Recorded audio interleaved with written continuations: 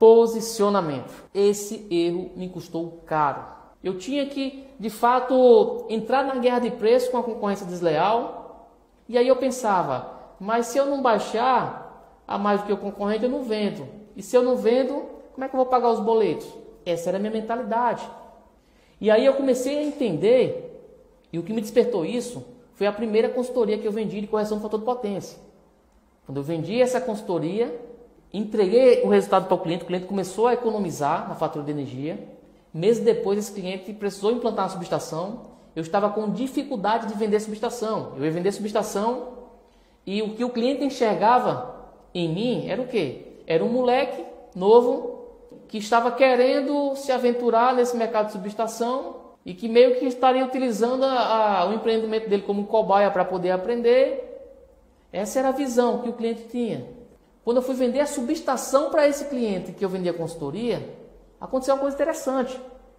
A minha precificação estava nivelada em relação aos concorrentes mais antigos e o cliente fechou comigo sem pedir desconto. E eu comecei a estudar, a ligar os pontos. Por que isso aconteceu?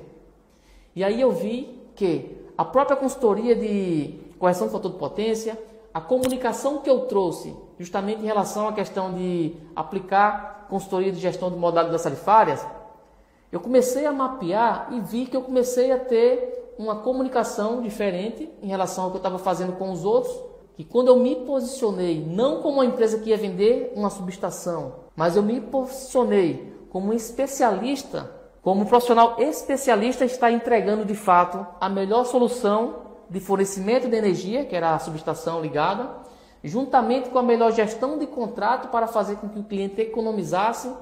Quando eu comecei a aplicar isso, porque na minha cabeça vem logo o seguinte, foi sorte com esse cliente, vamos ver com outro. E aí eu comecei uma padaria. Na padaria minha precificação ficou 6 mil mais caro do que uma empresa que já tinha mais de 30 anos no mercado. E aí o cliente fechou comigo. E aí eu liguei os pontos, falei, é isso. Eu comecei a me posicionar de forma diferenciada.